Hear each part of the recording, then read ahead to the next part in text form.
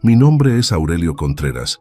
Tengo 69 años y mi única hija me miró a los ojos en medio de una discusión familiar y me dijo las 5 palabras más hirientes que puede decir un hijo. Papá, tu opinión no cuenta. Esas 5 palabras borraron 45 años de consejos paternos, de experiencia compartida, de amor incondicional en un segundo. Pero lo que ella no sabía es que yo llevaba 3 años preparando algo que cambiaría su vida para siempre. Algo que la obligaría a valorar mi opinión cuando ya fuera demasiado tarde para pedírmela. Imagínate la situación. Domingo por la tarde en casa de mi hija Camila. Yo había ido para conocer a Sebastián, su novio nuevo, un muchacho de 35 años que había aparecido en su vida hace 6 meses. Camila tiene 42 años, es médica exitosa, divorciada desde hace 5 años, madre de mis 2 nietos adorados, Valentina de 16 y Joaquín de 12. Sebastián llegó tarde, despeinado, en bermudas y chancletas, a una casa donde yo estaba vestido con mi mejor camisa, esperando conocer al hombre que capaz iba a ser el padrastro de mis nietos. Perdón, dijo sin mirarme a los ojos, se me hizo tarde en el gimnasio. El gimnasio, un domingo a las 3 de la tarde, cuando sabía que iba a conocer al padre de su novia. Durante el almuerzo, Sebastián apenas participó de la conversación. Contestaba con monosílabos, revisaba el teléfono cada 5 minutos, ni siquiera se ofreció a ayudar cuando Camila se levantó a servir el postre. Mis nietos lo miraban con cara de aburrimiento total. Después del almuerzo, Camila me llevó aparte. Papá, ¿qué te pareció Sebastián? Y ahí cometí mi error. Le dije la verdad. Hija, me parece un muchacho, ¿cómo decirte? Inmaduro. No se presentó correctamente, llegó tarde sabiendo que era importante para vos. No mostró interés en conocerte mejor a través de conversaciones conmigo o con los chicos. La cara de Camila cambió completamente. Se puso roja de furia. ¿Inmaduro? ¿Vos le decís inmaduro? ¿Un hombre que tiene su propio negocio, que me trata bárbaro, que me hace feliz? Hija, traté de explicarle, yo solo digo que... No, papá, me interrumpió con una agresividad que hacía años no le veía. Vos no decís nada, porque tu opinión no cuenta.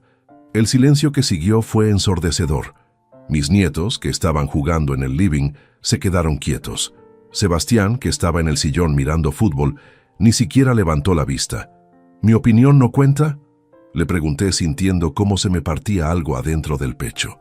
No, me dijo mirándome con una frialdad que jamás había visto en sus ojos. Tu opinión no cuenta porque vos venís de otra generación, porque no entendés cómo son las relaciones modernas, porque siempre encontrás defectos en todos los hombres que aparecen en mi vida.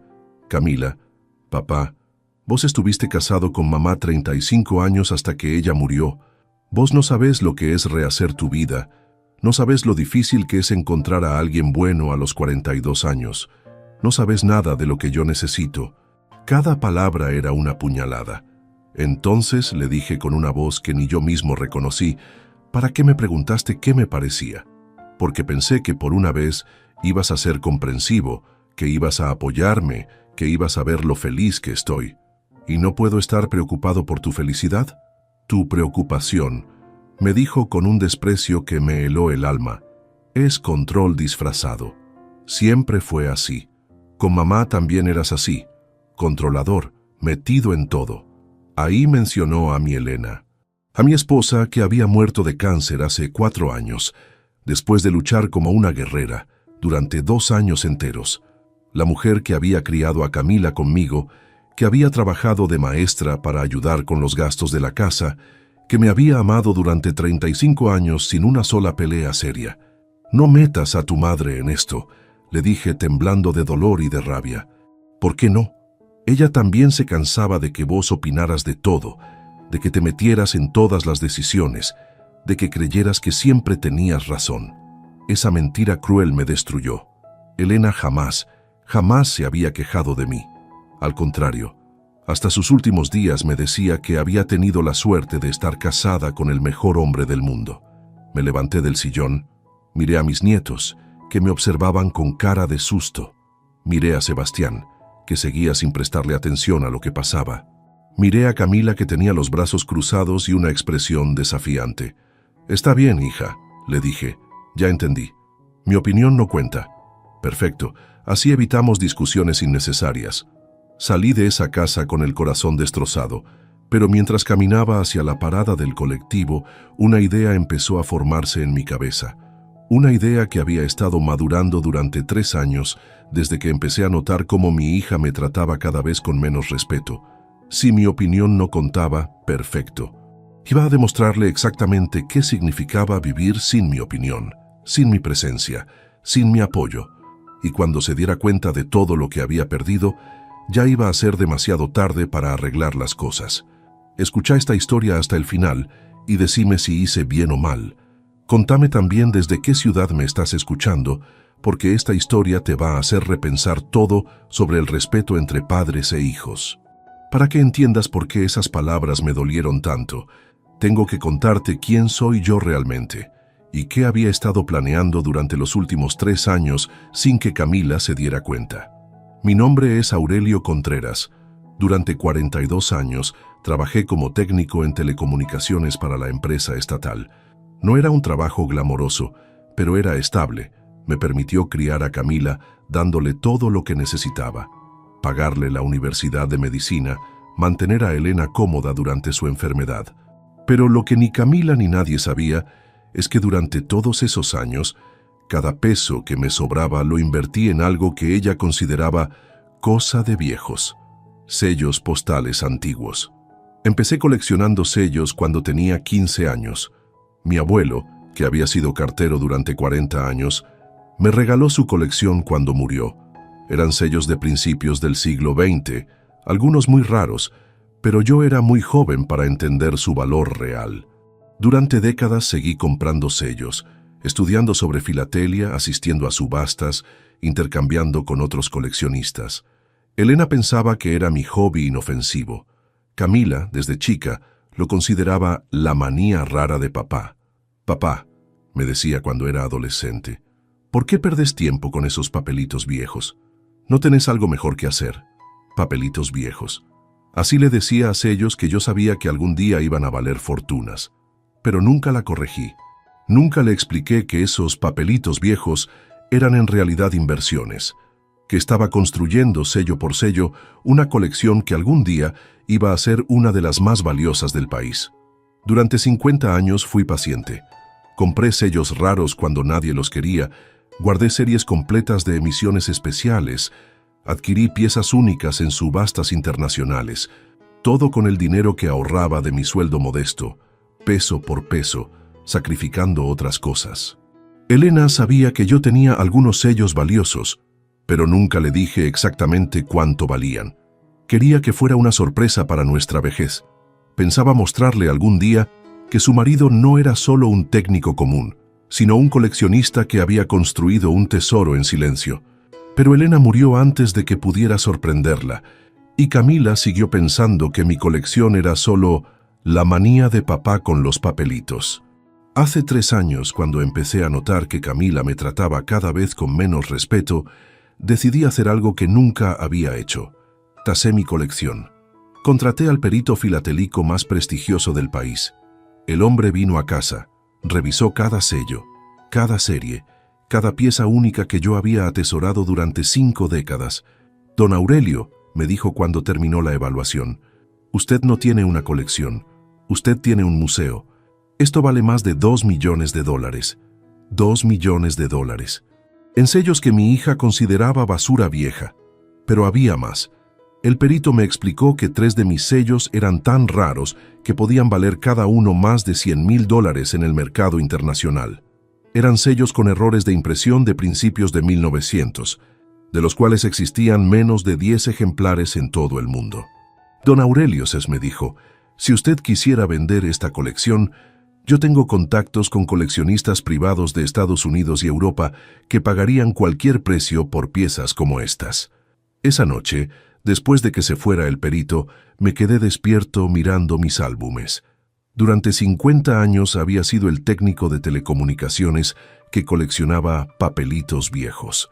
En realidad, había sido un inversionista genial que había construido una fortuna que superaba el sueldo de toda mi vida. Y nadie lo sabía, especialmente Camila, que me trataba como si fuera un viejo chocho con hobbies raros. Por eso, cuando me dijo que mi opinión no contaba, no solo me dolió como padre, me dolió como el hombre exitoso que había sido en secreto durante décadas, el hombre cuya opinión sobre el valor de las cosas había construido una fortuna millonaria. Esa misma noche, después de la pelea con Camila, tomé una decisión que cambiaría nuestras vidas para siempre. Iba a vender toda mi colección, todos los sellos que había juntado pensando en el futuro de mi familia, todas las piezas que había soñado mostrarle a Camila algún día con orgullo. Todo. Y con ese dinero iba a hacer algo que ella nunca esperaría, algo que le demostraría de qué era capaz el viejo cuya opinión no contaba. Al día siguiente llamé al perito. «Doctor Ramírez», le dije, «quiero vender toda la colección. ¿Cuánto tiempo necesita para conseguir compradores?» «Don Aurelio, ¿está seguro? Esa colección es el trabajo de toda su vida». «Estoy completamente seguro. Quiero que se venda todo, al mejor precio posible, lo más rápido posible». «¿Puedo preguntarle por qué?» «Porque voy a demostrar que mi opinión sí cuenta». 3 semanas después, el doctor Ramírez me llamó con noticias que me dejaron sin aliento. «Don Aurelio, conseguí vendedores para toda su colección. Un coleccionista de Nueva York quiere comprar los 3 sellos raros por $400,000. Un museo de Londres ofreció $800,000 por la serie completa de emisiones latinoamericanas. Y un millonario de Dubái quiere el resto de la colección por $900,000. «¿Cuánto en total?», le pregunté, aunque ya estaba haciendo la cuenta en mi cabeza. $2,100,000, don Aurelio, más de lo que habíamos estimado inicialmente. $2,100,000. El viejo de los papelitos viejos se había convertido en millonario. Durante las siguientes semanas, mientras se cerraban las ventas y se hacían las transferencias internacionales, yo seguí mi rutina normal. Camila no me había llamado después de nuestra pelea. Mis nietos tampoco. Era como si hubiera dejado de existir para mi familia. Perfecto. Pronto iban a descubrir qué se sentía cuando mi existencia realmente desaparecía de sus vidas. Con el dinero de la venta contraté al abogado más caro de la ciudad. «Doctor Herrera», le dije, «quiero hacer algo que va a sonar loco, pero es completamente legal y completamente pensado». Le expliqué mi plan. El abogado me miró con admiración. «Don Aurelio», me dijo, «en 30 años de carrera nunca había visto un plan tan elaborado. Esto es una obra maestra de justicia poética». Con parte del dinero compré una casa en las afueras de la ciudad. No una casa modesta como donde había vivido toda mi vida.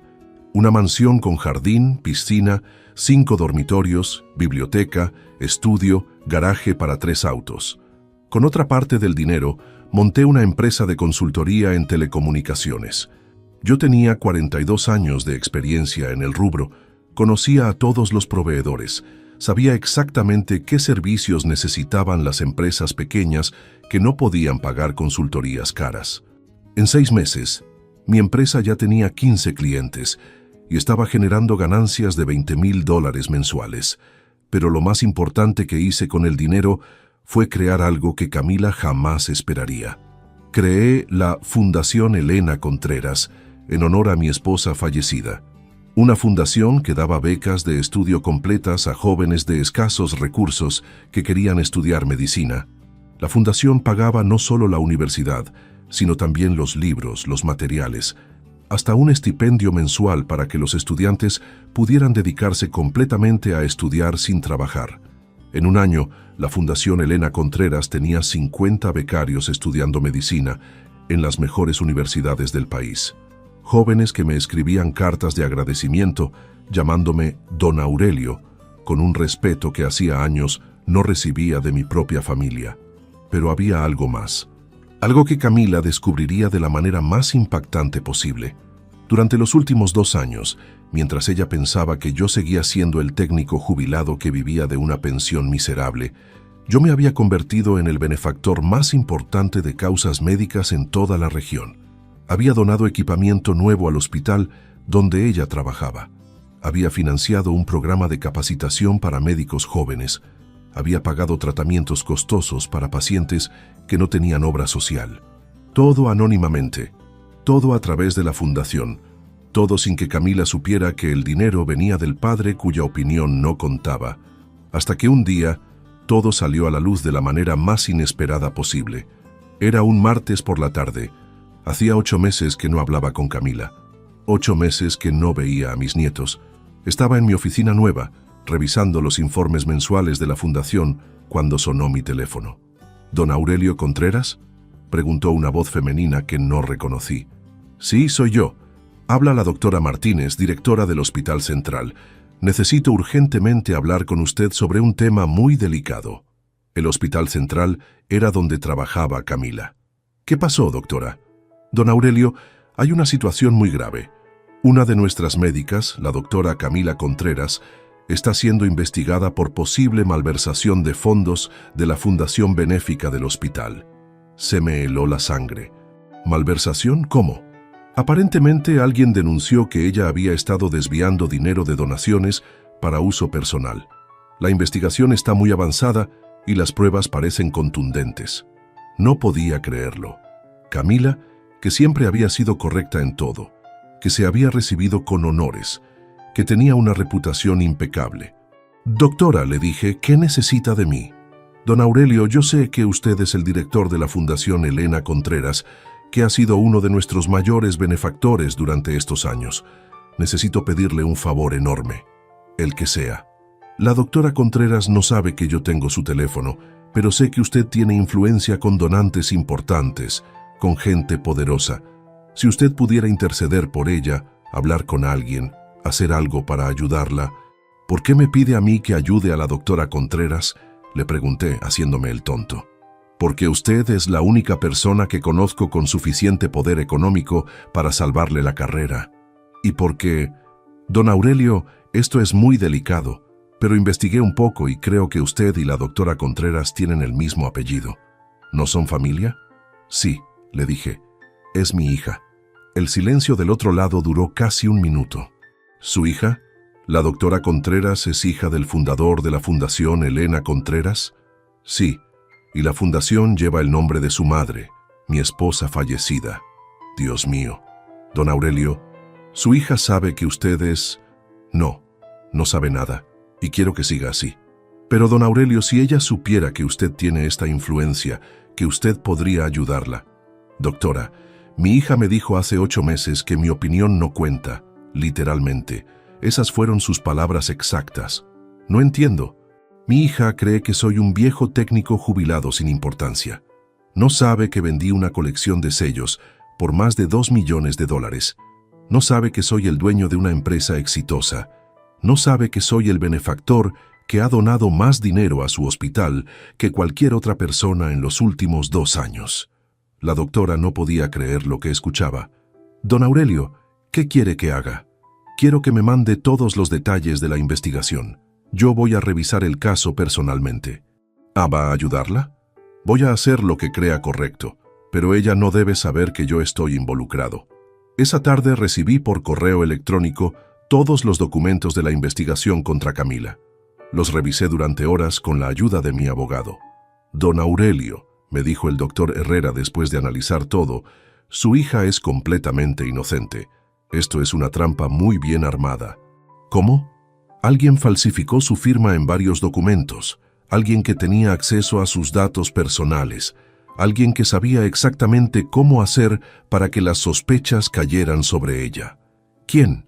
Según estos documentos, el único que tenía acceso a toda esta información era el administrador de la Fundación Benéfica del hospital, un tal Sebastián Morales.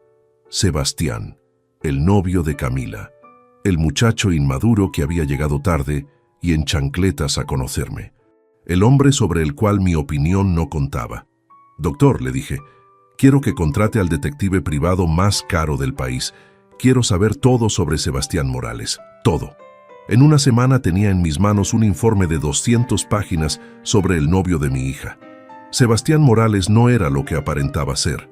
Había sido despedido de 3 trabajos anteriores por malversación de fondos menores. Tenía deudas de juego por más de $100,000. Estaba siendo perseguido por prestamistas ilegales.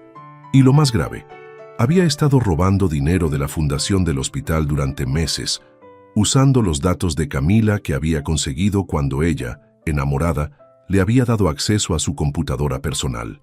Sebastián había estado planeando inculpar a Camila desde el principio. Su relación con ella no era amor, era una estafa elaborada para tener acceso a sus datos y poder usar su identidad para robar. Mi hija, la médica inteligente que había estudiado durante años, que se había esforzado toda su vida por tener una carrera impecable, estaba siendo destruida por el hombre que había elegido ignorando mi consejo. El hombre sobre el cual había dicho que mi opinión no contaba. Esa noche no pude dormir. ¿Qué hacer? ¿Salvar a Camila demostrándole que yo tenía razón? ¿O dejar que pagara las consecuencias de no haber escuchado a su padre? Al día siguiente, tomé una decisión que cambiaría todo. Llamé al detective privado más caro del país. Licenciado Torres, le dije, quiero que siga a Sebastián Morales las 24 horas hasta conseguir pruebas irrefutables de todo lo que está haciendo. ¿Qué tipo de pruebas? Fotos, videos, grabaciones, documentos, todo lo que sea necesario para demostrar que él es el verdadero culpable y que mi hija es inocente. Y después vamos a develar la verdad, pero de una manera que mi hija nunca olvide. Durante las siguientes 2 semanas, el detective siguió cada movimiento de Sebastián. Lo fotografió reuniéndose con prestamistas. Lo grabó hablando por teléfono sobre cómo iba a endilgarle todo a la doctora. Lo filmó sacando dinero de cuentas bancarias que había abierto con documentos falsificados. Pero lo más importante, lo grabó confesando todo su plan a un cómplice. La doctora es una idiota, decía Sebastián en la grabación. Se enamoró como una adolescente. Me dio acceso a todo, su computadora, sus contraseñas, hasta sus firmas digitales. Ahora ella va a pagar por todo lo que robé y yo me voy del país con la plata. ¿Y si descubren que fuiste vos?, le preguntaba el cómplice. No van a descubrir nada. Ya tengo todo armado para que parezca que ella robó todo. Su carrera se va a la mierda, pero yo voy a estar tomando piña coladas en una playa del Caribe. Cuando escuché esa grabación, sentí una mezcla de furia y satisfacción.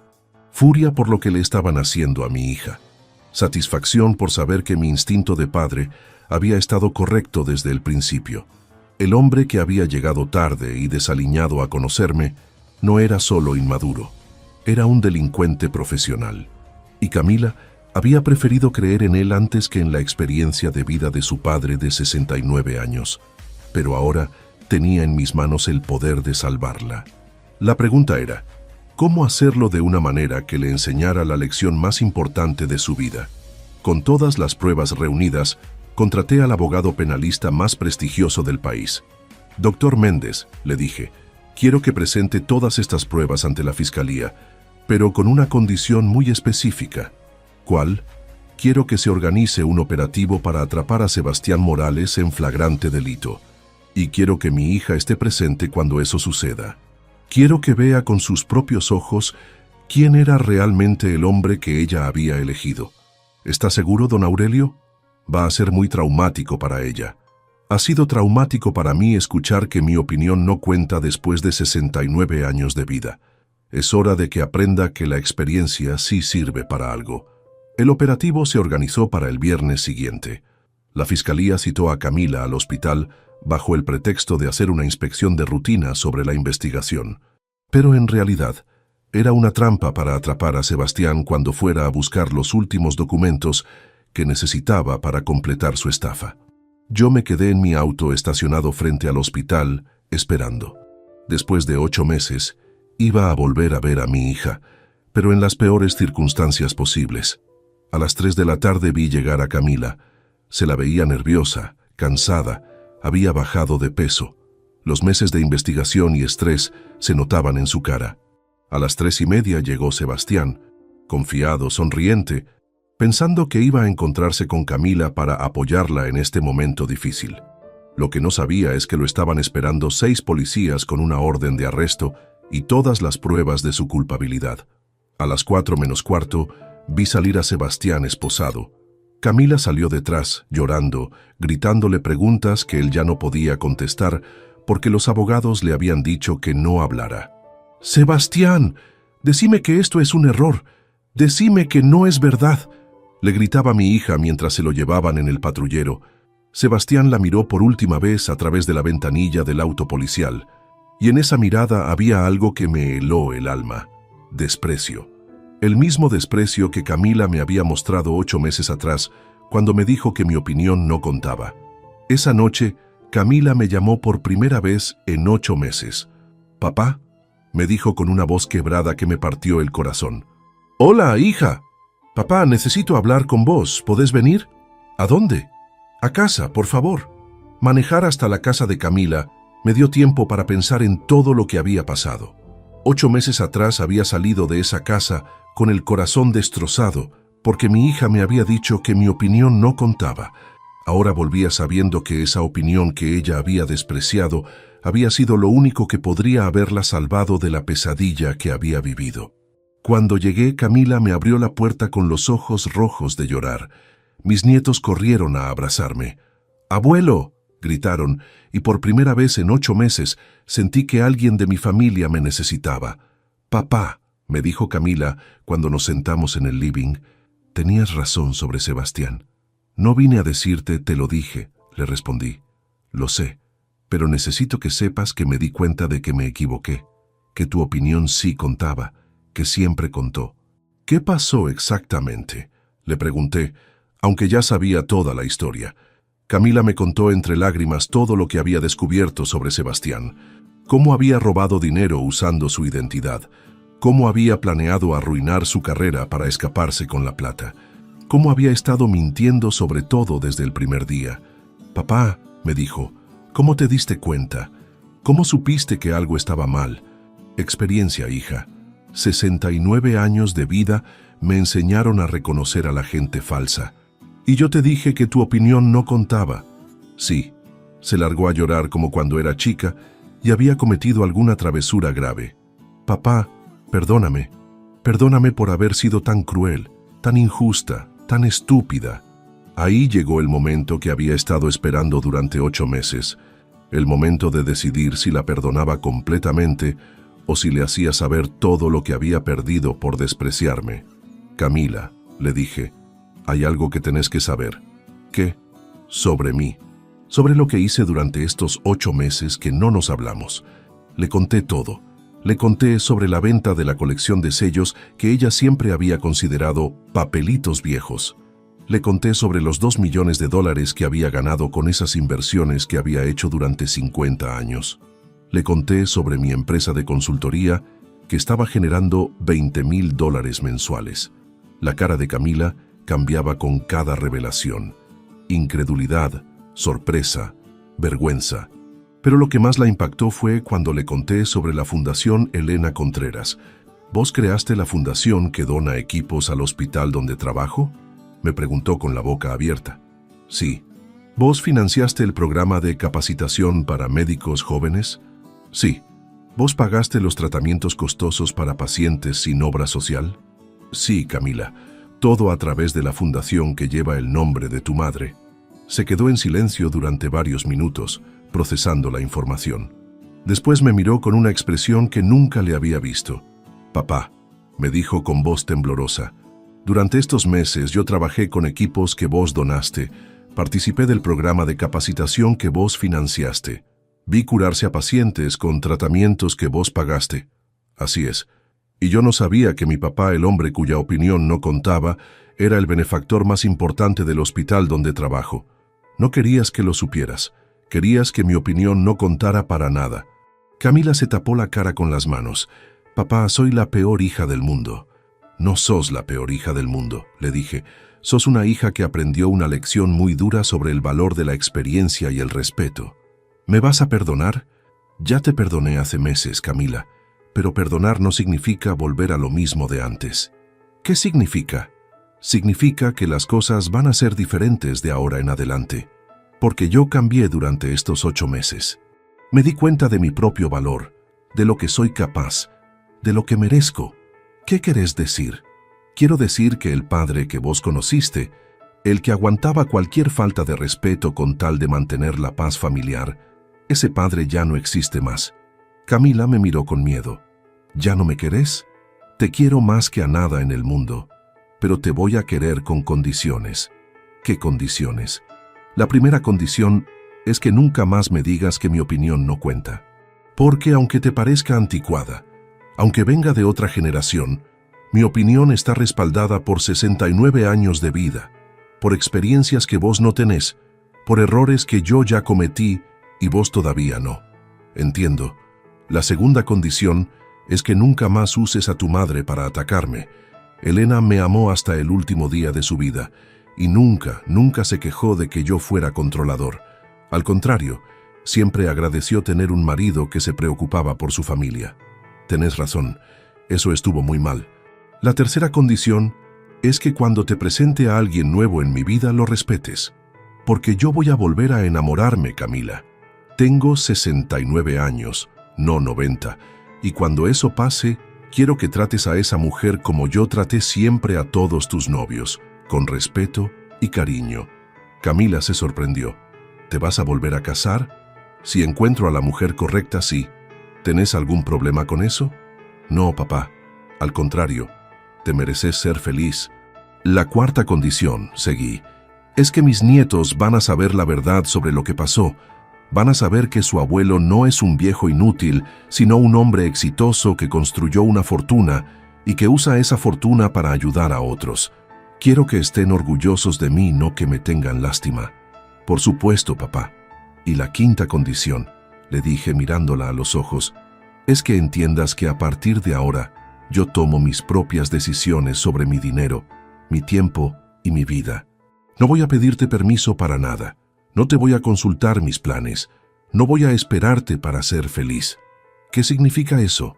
Significa que si vos querés ser parte de mi nueva vida, perfecto. Pero si no querés, yo voy a seguir adelante igual, porque aprendí que mi felicidad no depende de que vos me apruebes. Camila asintió con lágrimas en los ojos. Acepto todas las condiciones, papá. Solo quiero una oportunidad de demostrarte que puedo ser la hija que vos te mereces. Está bien, le dije. Empezamos de nuevo. Los siguientes 6 meses fueron de reconstrucción lenta pero sólida. Camila cambió completamente su manera de tratarme. Me consultaba decisiones importantes, me pedía consejos sobre el trabajo, me incluía en los planes familiares. Pero lo más importante, empezó a valorar realmente mi opinión. Papá, me dijo un día, el hospital me ofreció ser jefa del departamento de cardiología. ¿Qué pensás? Pienso que es una oportunidad extraordinaria, pero también una responsabilidad enorme. ¿Te sentís preparada? No sé. Por eso te pregunto. Camila, vos tenés el conocimiento técnico y la experiencia. Lo que tenés que preguntarte es si estás dispuesta a sacrificar tiempo personal para dedicarte a administrar, no solo a atender pacientes. Reflexionó durante una semana y decidió aceptar. Hoy es una de las jefas de departamento más jóvenes en la historia del hospital. También empezó a presentarme con orgullo en su círculo social. Les presento a mi papá, le decía a sus colegas, el fundador de la Fundación Elena Contreras. Ver el cambio en la actitud de la gente cuando se enteraban de quién era yo fue revelador. De ser el papá de Camila pasé a ser don Aurelio Contreras, el filántropo. Pero lo mejor de todo fue lo que pasó con mis nietos. Valentina, que ahora tiene 17 años, se acercó a mí de una manera completamente nueva. «Abuelo», me dijo un día, «¿es verdad que vos ayudás a chicos pobres a estudiar medicina?» «Sí, mi amor. ¿Puedo ayudarte? Quiero ser parte de la fundación». Desde entonces, Valentina trabaja conmigo todos los sábados en la fundación. Ayuda con los trámites de los becarios, organiza eventos de recaudación, hasta escribió un blog sobre la importancia de la educación médica accesible. Joaquín, que ahora tiene 13 años, descubrió mi pasado como coleccionista. «Abuelo», me dijo, «¿vos sabes mucho sobre cosas valiosas?» «Algo sé», le respondí. «¿Me enseñás? Quiero aprender a encontrar tesoros como vos». Ahora Joaquín y yo vamos juntos a subastas, exposiciones de antigüedades, ferias de coleccionistas. No para comprar cosas costosas, sino para que aprenda a valorar la historia, la paciencia, la inversión inteligente. Abuelo, me dijo la semana pasada, cuando sea grande quiero ser como vos, inteligente para los negocios, pero generoso para ayudar. Esas palabras me llenaron más de orgullo que cualquier ganancia económica. Hace 3 meses, algo maravilloso pasó en mi vida. En una cena benéfica de la fundación, conocí a Carmen, una mujer de 62 años, viuda, que trabaja como voluntaria en hogares de ancianos. Carmen se acercó a felicitarme por el trabajo de la fundación. Don Aurelio, me dijo, mi hijo se recibió de médico gracias a una de sus becas. Quería agradecerle personalmente. ¿Cómo se llama su hijo?, le pregunté. Diego Morales. Está haciendo la residencia en pediatría en el hospital italiano. Diego Morales, uno de mis primeros becarios, un chico brillante que había crecido en una villa miseria, pero que tenía sueños enormes de ser médico. Su hijo es extraordinario, le dije a Carmen. Me escribe cartas de agradecimiento cada 3 meses. Es uno de los mejores estudiantes que hemos apoyado. Carmen se emocionó.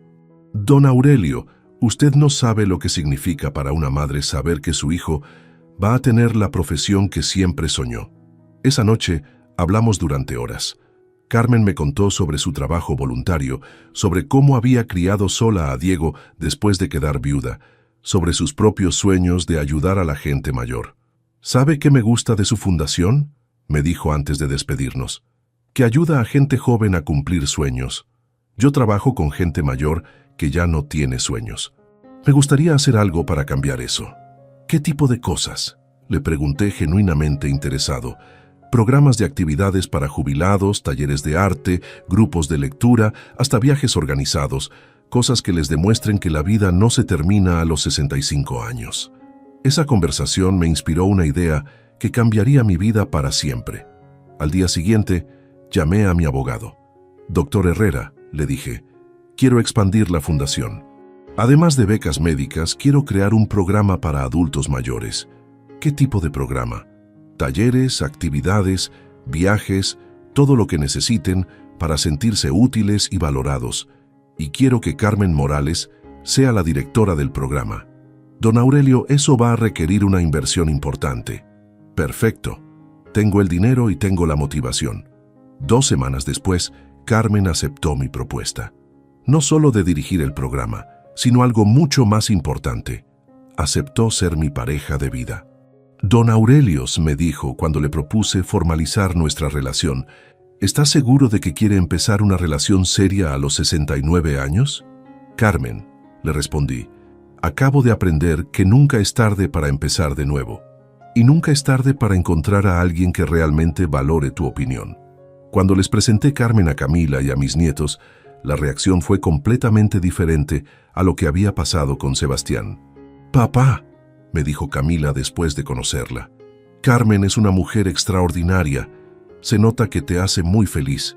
¿No te molesta que me haya enamorado de nuevo? Al contrario, papá.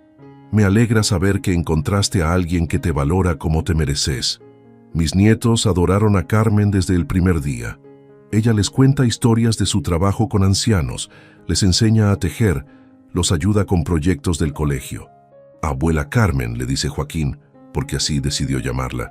¿Es verdad que vos y el abuelo van a trabajar juntos para ayudar a los viejitos? Sí, mi amor. Tu abuelo y yo creemos que la gente mayor tiene mucho para dar todavía. Como el abuelo, dice Valentina. Él no es viejo, es sabio. Sabio. Mi nieta de 17 años dice que soy sabio. La misma nieta que hace un año escuchó a su madre decir que mi opinión no contaba. Hace un mes, Carmen y yo nos casamos por civil en una ceremonia pequeña, pero llena de amor. Vinieron mis nietos, Camila, algunos becarios de la fundación, voluntarios del programa de adultos mayores. Durante mi discurso en la cena, dije algo que había estado pensando durante meses. Hace 2 años yo era un hombre que se sentía inútil, ignorado, menospreciado por su propia familia. Hoy soy un hombre que tiene una empresa próspera, una fundación que ayuda a cientos de personas, una esposa que me ama, y nietos que están orgullosos de su abuelo. La diferencia no está en la edad, no está en el dinero, no está en los logros externos. La diferencia está en rodearse de gente que valora tu experiencia. que respeta tu sabiduría, que entiende que 69 años de vida no son un problema, son un tesoro. Camila lloraba mientras yo hablaba. Al final de la cena se me acercó. Papá, me dijo, gracias por no rendirte conmigo. Gracias por enseñarme que tu opinión no solo cuenta, sino que es lo más valioso que tengo. Hoy, mientras escribo esta historia, Carmen está en el jardín de nuestra casa nueva, regando las plantas que plantamos juntos. Mis nietos están en la pileta gritando, «Abuelo, mira lo que hago», cada vez que aprenden algo nuevo. Camila llama todos los días para preguntarme cómo estoy, para contarme novedades del trabajo, para pedirme consejos sobre decisiones importantes. La fundación tiene ahora 150 becarios estudiando medicina y 300 adultos mayores participando en nuestros programas. Carmen desarrolló talleres de pintura, grupos de lectura, hasta un coro de jubilados que da conciertos en hospitales y geriátricos. Don Aurelio, me dijo ayer uno de los participantes del programa, usted nos devolvió las ganas de vivir. Yo pensaba que a los 72 años ya no servía para nada, pero ahora estoy aprendiendo a tocar guitarra. Mi empresa de consultoría sigue creciendo. Tengo 8 empleados, todos menores de 40 años, que me llaman Don Aurelio, con respeto genuino, y que valoran mi experiencia como un tesoro invaluable. Don Aurelio, me dijo la semana pasada mi gerente de operaciones, ¿cómo sabía que esa empresa iba a necesitar exactamente este tipo de servicio? Experiencia, muchacho, le respondí. 42 años trabajando en el rubro me enseñaron a leer las necesidades antes de que la gente las exprese. Hace 6 meses recibí una carta que me emocionó hasta las lágrimas. Era de Sebastián Morales, desde la cárcel donde está cumpliendo una condena de 8 años por estafa. Don Aurelio, decía la carta, sé que usted fue quien descubrió la verdad sobre lo que yo hice. Sé que usted salvó a su hija y que yo estoy acá por mis propias decisiones. Quiero que sepa que ahora entiendo por qué usted desconfió de mí desde el primer día. Usted vio lo que yo realmente era, pero su hija eligió no escucharlo. Espero que ella haya aprendido a valorar la sabiduría de un padre como usted. No le contesté la carta, pero la guardé como recordatorio de que la experiencia de vida no es solo una opinión, es una herramienta de supervivencia que los jóvenes ignoran por su cuenta y riesgo.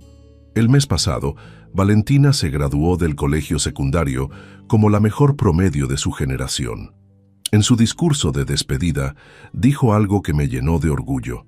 Quiero agradecer especialmente a mi abuelo Aurelio, que me enseñó que la sabiduría no viene de los libros solamente, sino de la experiencia de vida. Mi abuelo construyó una fortuna en silencio durante 50 años, ayuda a cientos de personas a través de su fundación, y a los 69 años se volvió a casar por amor. Él me enseñó que nunca es tarde para empezar de nuevo, y que la experiencia de los mayores no es un estorbo, es un regalo. Todo el auditorio aplaudió. Camila lloraba de orgullo, Carmen me apretaba la mano, y yo pensaba en todo el camino recorrido desde aquella tarde terrible cuando mi hija me dijo que mi opinión no contaba. Hoy mi opinión no solo cuenta, es solicitada, valorada, respetada. Joaquín quiere estudiar administración de empresas para trabajar conmigo cuando sea grande. Valentina decidió estudiar medicina para seguir el legado de la fundación. Camila me consulta todas las decisiones importantes de su vida. Y Carmen me dice todos los días, Aurelio, qué suerte tuve de encontrar a un hombre tan sabio. Sabio. A los 71 años soy sabio. No viejo, no obsoleto, no fuera de época. Sabio. La semana pasada un periodista vino a hacerme una entrevista para un artículo sobre filántropos exitosos. Don Aurelio, me preguntó, ¿cuál es el secreto de su éxito? La paciencia, le respondí. Durante 50 años fui paciente con las inversiones. Durante 69 años fui paciente con la familia. Pero llegó un momento en que dejé de ser paciente con la falta de respeto. ¿Cómo así? Aprendí que tolerar el desprecio no es amor, es cobardía. Aprendí que permitir que te falten el respeto no ayuda a la familia, la destruye. Y aprendí que nunca es tarde para poner límites y exigir el trato que uno merece. ¿Qué les diría a otros padres que están pasando por situaciones similares? Les diría que no tengan miedo de alejarse de hijos que los maltratan, que no confundan el amor incondicional con el aguante incondicional, y que entiendan que a veces, para que los hijos aprendan a valorar a sus padres, los padres tienen que aprender a valorarse a sí mismos primero. Esa entrevista salió publicada en el diario más importante del país. Recibí cientos de cartas de padres que se identificaron con mi historia, de hijos que se dieron cuenta de cómo trataban a sus propios padres, de familias que decidieron cambiar la manera de relacionarse. Una carta me marcó especialmente. Era de una mujer de 45 años de Mendoza. Don Aurelio decía: después de leer su historia, llamé a mi padre para pedirle perdón por todos los años que ignoré sus consejos. Él tiene 73 años y yo siempre pensé que sus opiniones eran anticuadas. Pero usted me hizo entender que la experiencia no caduca, se perfecciona. Gracias por salvar mi relación con mi papá. Cartas como esa me confirman que mi historia sirvió para algo más grande que mi propia sanación. Sirvió para que miles de familias reflexionaran sobre el valor de la experiencia y el respeto intergeneracional. Pero la confirmación más grande de que había hecho lo correcto me llegó hace un mes, de la manera más inesperada. Estaba en mi oficina revisando los informes mensuales de la fundación cuando entró Camila sin avisar. Tenía una expresión que no le había visto nunca. «Papá», me dijo, «tengo que contarte algo». «¿Qué pasó?» «Ayer fui a una reunión de excompañeras de la facultad. Una de ellas, Marcela, empezó a contarnos sobre los problemas que tiene con su padre». «¿Qué tipo de problemas?» «Su padre le da consejos sobre todo. El trabajo, los hijos, las relaciones. Y ella dice que está harta, que él no entiende cómo es la vida moderna, que sus opiniones no sirven para nada». Se me hizo un nudo en el estómago. «¿Y vos qué le dijiste?» «Le conté nuestra historia, papá. Le conté cómo yo te dije que tu opinión no contaba, cómo casi arruino mi vida por no escucharte, cómo vos construiste una fortuna y una fundación mientras yo creía que eras solo un técnico jubilado». ¿Cómo reaccionó? Se quedó callada durante un minuto. Después me preguntó: ¿tu papá realmente hizo todo eso? Le dije que sí, que vos eras la persona más sabia que conocía, que habías visto venir cosas que yo no pude ver hasta que fue demasiado tarde. Camila se acercó a mi escritorio. «Papá, Marcela me pidió tu número de teléfono. Quiere conocerte, quiere pedirte consejos sobre cómo arreglar la relación con su padre antes de que sea demasiado tarde». «¿Le diste mi número?» «Le dije que te iba a preguntar primero. Pero papá, creo que vos podrías ayudarla. Podrías ayudar a muchos padres e hijos que están pasando por lo mismo que pasamos nosotros». Esa misma tarde llamé a Marcela. Hablamos durante 2 horas. Le conté mi experiencia. Le expliqué la importancia de valorar la sabiduría de los mayores. Le sugerí maneras de reconstruir la confianza con su padre. «Don Aurelio», me dijo antes de colgar, «usted me abrió los ojos. Mañana mismo voy a llamar a mi papá para pedirle perdón y para preguntarle qué opina sobre las decisiones importantes de mi vida». Una semana después me llamó de vuelta.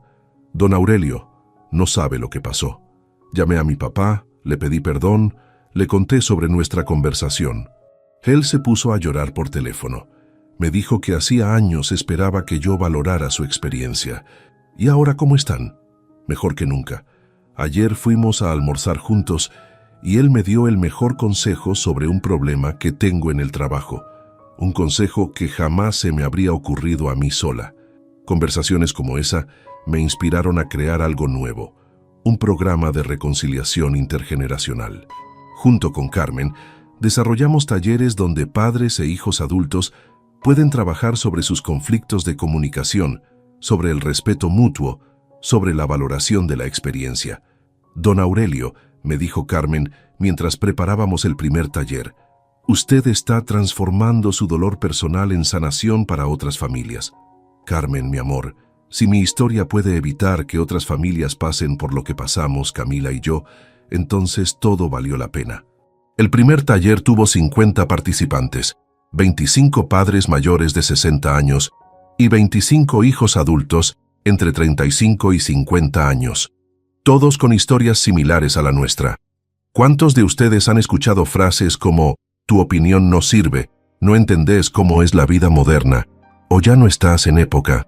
Les pregunté a los padres en la primera sesión. Todos levantaron la mano. ¿Y cuántos de ustedes han dicho frases como esas a sus padres? Les pregunté a los hijos.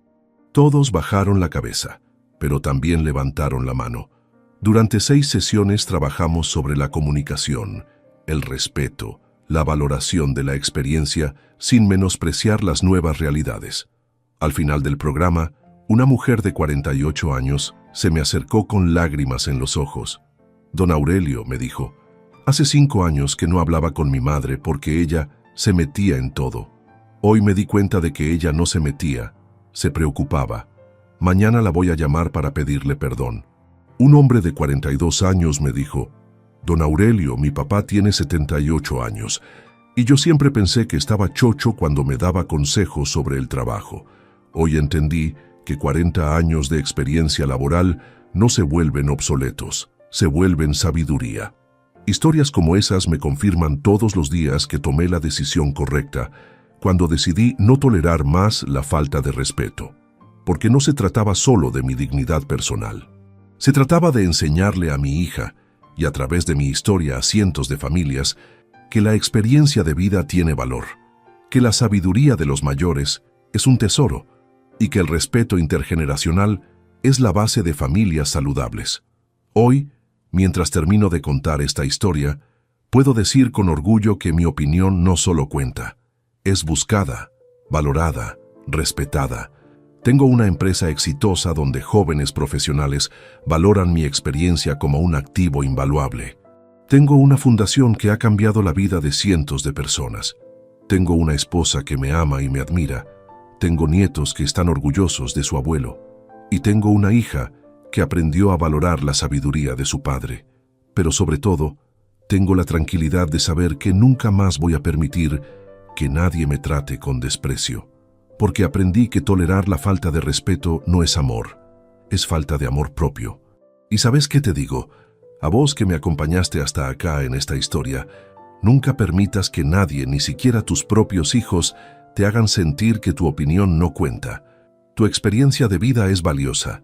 Tus años de errores y aciertos son sabiduría pura. Tu capacidad de ver patrones que los jóvenes no ven todavía es un superpoder que no caduca con la edad. No confundas el amor incondicional con el aguante incondicional. Amar a tus hijos no significa tolerar que te falten el respeto. A veces, la mejor manera de enseñarles a valorarte es demostrarles que vos mismo te valorás.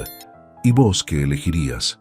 ¿Seguir aguantando desprecios por miedo a la soledad o poner límites y exigir el respeto que mereces después de décadas de experiencia de vida?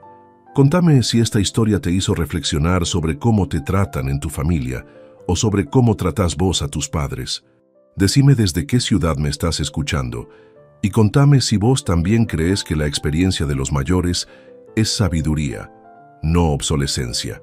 Porque al final, lo único que realmente importa no es cuántos años tenés, sino cuánta sabiduría acumulaste en esos años. Y esa sabiduría merece respeto, valoración y sobre todo, que tu opinión cuente en las decisiones importantes de la vida.